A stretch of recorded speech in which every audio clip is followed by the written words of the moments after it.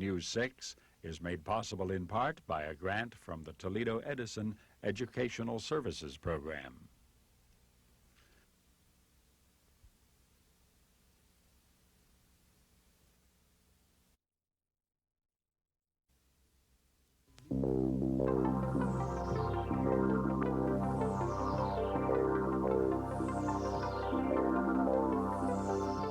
Welcome to News 6. Today's program is presented by the 6th grade classes at Arlington School in Arlington, Ohio. Later on, we will meet Isam Saloom, who was born in Lebanon. Bob Jeffrey will share his special talent with us, and we'll visit 2 local businesses. But first, let's take a look at a past method of fighting fires. Stacy? The Arlington Fire Department has the usual kinds of firefighting vehicles: 3 pumpers, 1 tanker, and 1 equipment truck. Of course, the pumpers use modern water pumping systems, but there is one old pumper at the station that is different. It was built in 1886 by Glenson Bailey Limited. The pumper was pulled by men, not horses. It was also pulled by men, 8 on each side.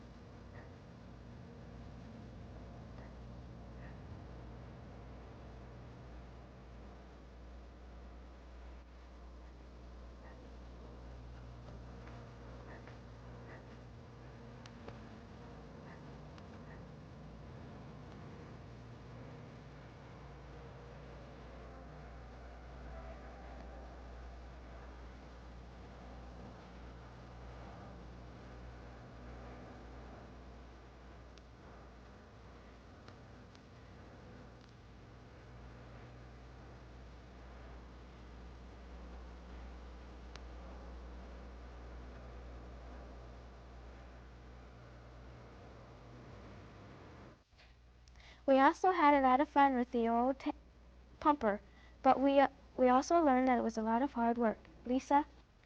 Farm crops are harvested in the fall, right? Well, we found one crop that is being harvested right now, sap for maple trees at Crate's Maple Farm. The season for maple sap begins with the first thaw of spring and continues until the nights stop freezing. Sap will remain in the roots of trees until the morning thaw. Maple sap is harvested from hard maples, such as black and sugar maples. A new hole is drilled each year. It must be 4 to 6 inches from the old hole and 3 inches deep. Trees that are at least 13 inches around are tapped. Sometimes very large trees will have 2 or even 3 taps. The bags that hold the sap will fill up at least once every day. To make the syrup, the sap is filtered twice before it enters the cooker. Then it is cooked at 190 to 200 degrees. The boiled sap is sent to an evaporation tank, which is 7 degrees above the boiling point, or 215 degrees. The syrup is then canned at 180 degrees to keep it from molding. It takes about 40 gallons of maple sap to make 1 gallon of maple syrup.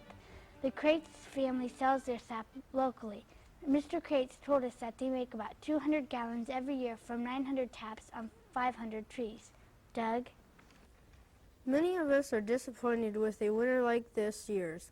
A winter without snow, a winter without school camp closing. But there is one student from Arlington who is very happy to come to school every day. Isam Saloom was born in Lebanon. His family has moved many times so that the children will get a good education without the interruptions of war. Why Arlington, Ohio? Isam's mother has family there. Isam talked about some of his feelings with Susan Fink. Isam, why did your family move to the United States? Well, when I was in Lebanon, me, my sister, and my brother were taken. We were going to school, and we couldn't learn much because of bombing and shelling. And my sister wanted to go to college and graduate in America so she could start going to college in a better school. You speak very good English. Why is that? I was born in Lebanon, and when I was 10 days old, me, my mom, and my dad, all of us went to America, and I stayed here for 3 years. I went to school at the 1st grade. What do you like most about this country? I like the schools because there's no stress. Over there, you have to learn one thing, and if you don't learn it, you're in big trouble. What was it like to live in Lebanon during the Civil War?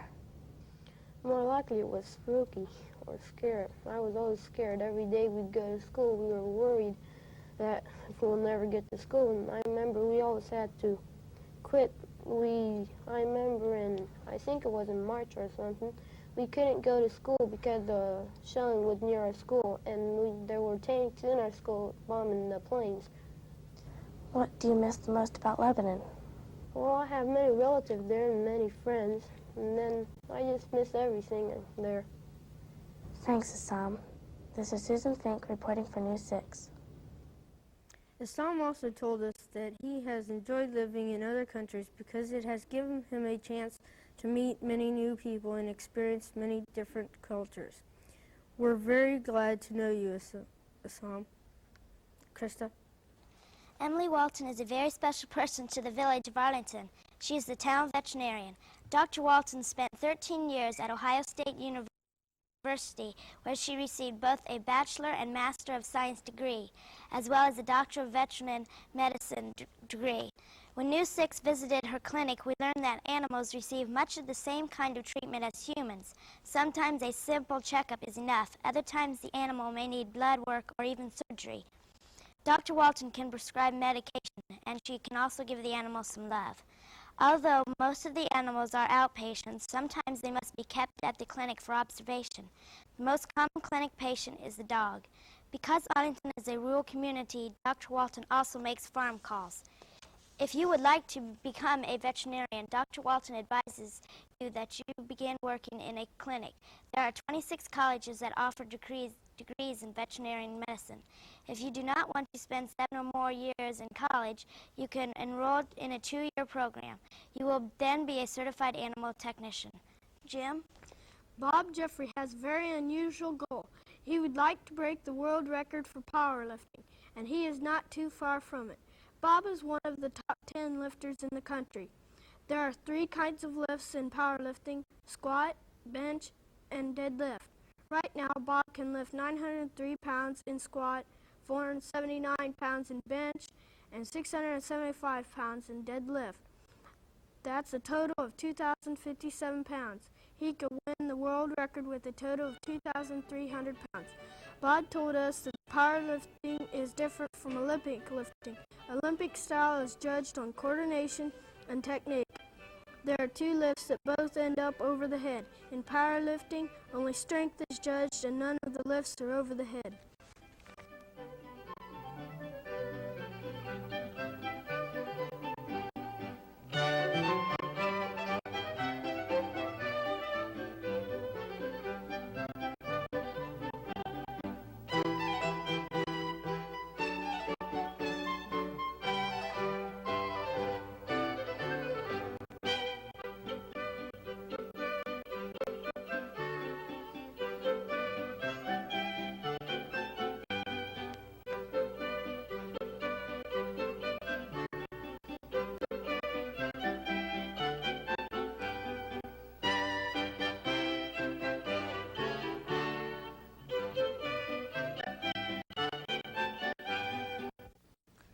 Bob advises us that no one under the age of 15 should attempt to do powerlifting.